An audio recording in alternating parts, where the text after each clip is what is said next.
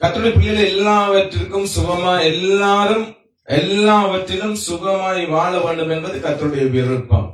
அல்லேலூயா. அதனால்தான் பர்த்டே வந்துட்டா, ஆனிவர்சரி வந்துட்டா, பிரியமானவனே அல்லேலூயா ஆத்துமா வாழ்கிறது போல. அல்லேலூயா. எங்களுக்கு அநேகர் சரீர பிரகாரமான உலக பிரகாரமான ஆசீர்வாதத்தை மட்டுமே விரும்புகிறோம்.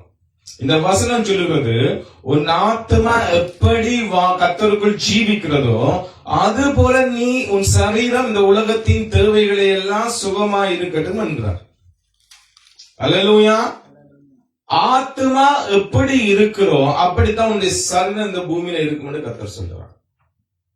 உன்னுடைய ஆத்மா நோஞ்சு போய் செத்ததா, இன்றைக்கோ நாளைக்கோ செத்ததா என்றால் உன்னுடைய சரீரமும் செத்ததாய்த்தான் இருக்கும், உன்னுடைய கிரியைகளும் செத்ததாய்த்தான் இருக்கும். சரீரம் ஒரு நாள் மரித்தே ஆக வேண்டும், ஆனால் உன் ஆத்மாவுக்கு மரணமே கிடையாது. சரீரம் ஒரு கூடு போன்றது. ஒரு முட்டைக்குள்ள கரு இருக்க மாட்டா, வெளியில இருக்கிற ஓடு அங்க ஒன்றுமே இல்ல, அதை யாரும் சாப்பிடுறது கிடையாது. அல்லேலூயா. ஆனால் உன்னுடைய உள்ளான மனிதனாகிய ஆத்மா கர்த்தருடைய வசனத்தில், ஊழியத்தில், பாடுகளில், போராட்டங்களில், உபத்திரவங்களில் செழித்திருந்தால் நீ உலக பிரகாரமாகவும் செழித்திருக்கலாம். இம்மையிலும் மறுமையிலும் ஆசீர்வாதமாய் இருக்கும். ஆனால் ஆவிக்குரிய ஜீவியத்தில் மெலிந்து போய் ஊனமுற்றவனாய் செத்தவனாய் இருந்து கொண்டு எல்லாவற்றிலும் சுகமாய் கர்த்தர் ஆசீர்வதிப்பார் என்று எண்ணி விடாதீங்க. ஆவிக்குரிய ஜீவியத்தில் செழிப்பானவர்களுக்குத்தான் இந்த வாக்குத்தத்தம்.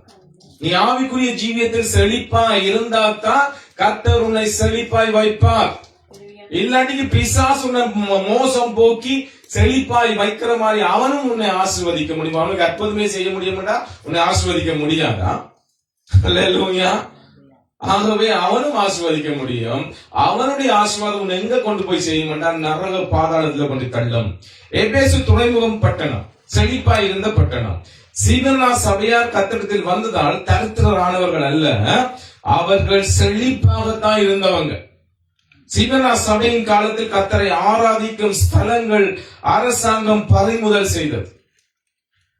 எபேசு சபைக்கு பின்பு எபேசு அங்க அழிக்கப்பட்டபடியா இந்த சிமிர்னா துறைமுக பட்டணமாய் வந்தது. ஆகவே ஒரு பட்டணம் அங்க பிசினஸ் பட்டணமா இருந்து அங்க உள்ள எல்லாருக்கும் வேலை இருக்கு. பிரான்ஸ்ல பாத்தீங்கன்னா எவ்வளோ இடம். இங்க 1500 ரூபாய்க்கு எடுக்கிற வீட ஒரு 300 கிலோமீட்டர் அங்கால போனா நீங்க 200 ரூபாய்க்கு எடுக்கலாம். அல்லேலூயா. ஏன் பேசல இருந்து இடிப்பட்டு கொண்டு இருக்கான்? அங்க வேலை வாய்ப்பு. அல்லேலூயா. அங்க தோட்ட வேலையை கூட இருக்காது. அவங்க எல்லாம் மெஷினால ஒருத்தனை எல்லா வேலையும் செய்திருவான். ஆமே. அதே மாதிரி தான் இந்த சிமிர்னா பட்டணம் பிசினஸ் பட்டணமா இருந்தது. அதனால எல்லாரும் நல்ல வசதியா தான் நல்ல வேலை செய்து தான் இருந்தாங்க. சிமிர்னா சபையின் காலத்தில் கர்த்தரை ஆராதிக்கும் ஸ்தலங்கள் அரசாங்கம் பறிமுதல் செய்தது.